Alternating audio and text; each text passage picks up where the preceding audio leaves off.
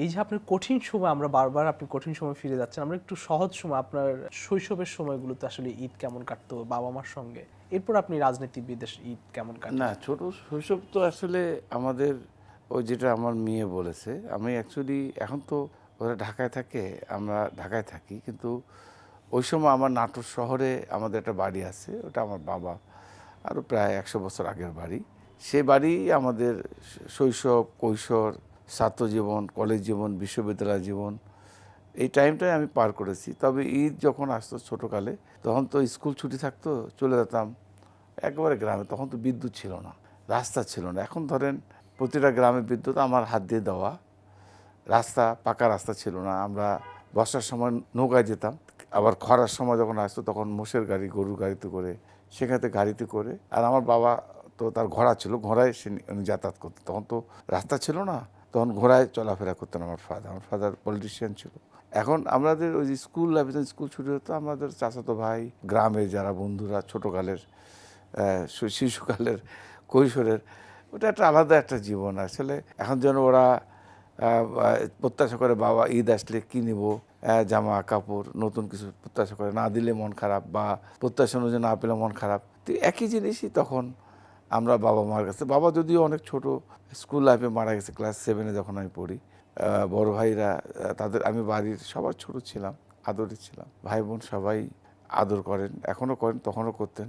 নতুন কাপড় তো একটা প্রত্যাশা থাকেই। তো এটা ছোটোকালে নতুন কাপড় পরে গ্রামের ঈদ যেটা, হ্যাঁ, সেই এনজয়টা আমরা ওই ছোটো থেকেই করতাম। এখন তো ধরেন দায়িত্বটা বেড়ে গেছে, হয়তো রাজনীতির কারণে, হয়তো গ্রামে যে গ্রামে আমি আমার শৈশব ঈদ করেছি, হয়তো ঈদের নামাজটা সেন্ট্রালি পড়ে হয়তো গ্রামে চলে গেলাম, গিয়ে লোকজনের সঙ্গে ওই যে কোরবানি, আগে যখন এমপি ছিলাম, ঈদ উল ফিতর যেটাকে বলে, এটা আমি নাটোর শহরে মেইন সেন্ট্রাল মাঠে করতাম। আবার ঈদুল, যেটা কোরবানির ঈদ, সেটা আবার গ্রামে করতাম। তো এইভাবেই ওই মন্ত্রী থাকা অবস্থায় এটা করে এসেছি, এমপি থাকা অবস্থায়। সবসময় গ্রামে ঈদ করা হ্যাঁ, হয়? তবে এই মাঝখানে যেটা গেছে, আমি আসলে এইটা ভেরি বিভীষিকাময়, এটা এক্সপ্লেন করলে আমাদের খারাপ লাগবে, আমরা কারণ আসবো সেই জায়গায় নিশ্চয়ই। দুলু ভাই, একটি প্রশ্ন করতে চাই যে আপনি 30 বছর বয়সে সংসদ সদস্য নির্বাচিত হয়েছেন, বিয়ে করেছেন কত বছর বয়সে, বা আমি ভাবির সাথে পরিচয় কি, ভেরি সেই ভেরি স্মৃতিগুলো একটু ভেরি শুনতে চাই। ইন্টারেস্টিং। আমার ছাত্র রাজনীতি শুরু 82-তে, যখন বিএনপি থেকে ক্ষমতা নিয়ে গেল। আপনারা তো জানেন সারা দেশে কিন্তু ওই সময় বিএনপি সব এমপি মন্ত্রীরা এর সাথে সাথে চলে গেল, একটা বিশাল গ্যাপ।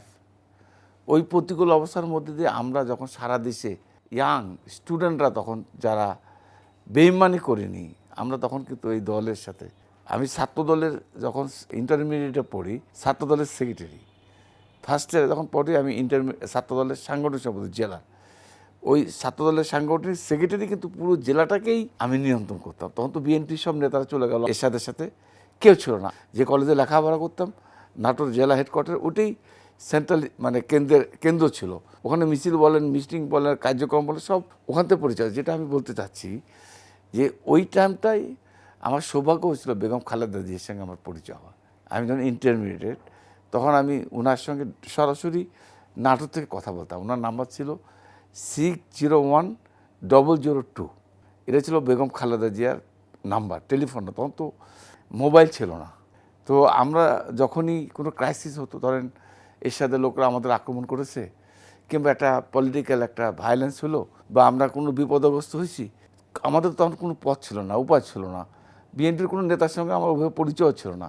আমার সরাসরি বেগম খালেদা জিয়ার সঙ্গে আমার পরিচয়। মানে কিভাবে ওনার সাথে সরাসরি কানেক্টটা হলো? কানেক্ট হলো উনি 82 সালের পরে যখন উনি রাজনীতিতে আসলেন, মানে উনি তো আরও পরে আসলেন, আসার পরে উনি সারা বাংলাদেশে রাজনীতির সফর শুরু করলেন। তখন নতুন করে সংগঠন তৈরি করতে চেষ্টা করলেন।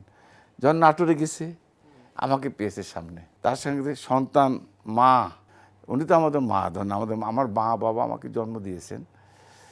আমি কৃতজ্ঞ যে আজকে এমপি বানানো বলেন, আজকে মন্ত্রী বানানো, আজকে যদিও তারেক রহমান সাহেবের অবদান, মন্ত্রী যেটা আমি 2001 সালে হয়েছি, উনি আমাকে প্রথম টেলিফোন করে বলেছেন যে দুলু সাহেব কিছুক্ষণের মধ্যে ক্যাবিনেট সেক্রেটারি সাহেব রিং দেবে, আপনি প্রস্তুত হন। এই যে মানে অর্থাৎ এই পরিবারের কাছে আমি কৃতজ্ঞ যে আমার এই জীবনের এই রাজনীতির এই উত্থান, রাজনীতির যে পরিচিতি, রাজনীতির এই সম্মান, আজকে আমার এই জায়গাটা আসা, যেহেতু উনি বেগম খালেদা জিয়া আমাকে সন্তানের মতন স্নেহ করতেন, এই সুবাদেই উনি 91-এ যখন উনি নমিনেশন আমাকে দেওয়ার কথা ছিল, আমার বয়স ছিল আরও কম, 25 বছর বয়স। 91-এ দিলেও আমি তখন এমপি হয়ে যেতে পারতাম।